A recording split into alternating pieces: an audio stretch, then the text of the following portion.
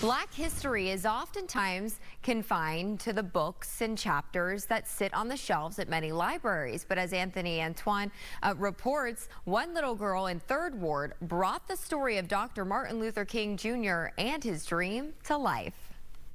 With tears in his eyes, Dr. King would reflect on the 60 years since his I Have a Dream speech. Dr. King would... The pride of 3rd Ward.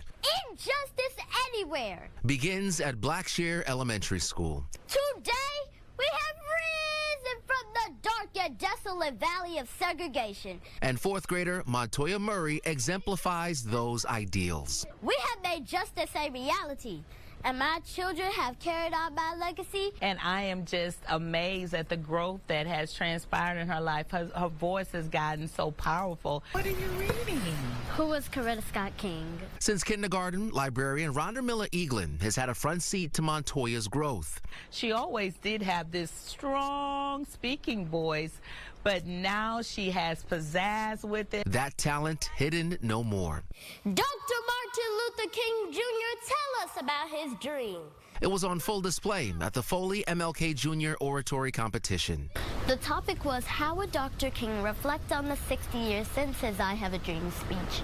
He would say, Mahalia, I kept on dreaming. In her speech, Montoya speaks from the perspective of Mahalia Jackson. Mahalia Jackson often sang for his speeches and marches, and she was the queen of gospel during his time.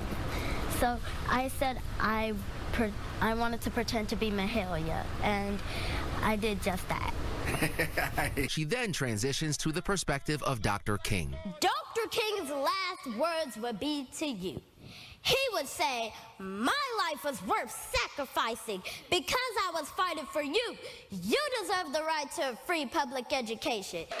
She won. I was overwhelmed. I started crying. Montoya read articles, did research, and wrote her speech with Mrs. Eaglin, getting to school early to practice in the library, on her lunch breaks, and countless hours at home. And some big names took notice. I got texts from Viola Davis and Bernice King. I was like, oh my God. Martin Luther King's daughter reposted me on Instagram. That's big. It is big. Her recognition is warranted because Montoya truly embodies the dream. And as long as children like her are able to breathe new life into his words and live out his wildest dreams, Dr. King will always live on. Yes! They may have killed the dreamer, but couldn't kill the dream. Thank God I made it over. Amazing. Thanks for that report, Anthony Antoine. We have many more personal stories celebrating Black History Month online and streaming on our Fox local app for your smart TV.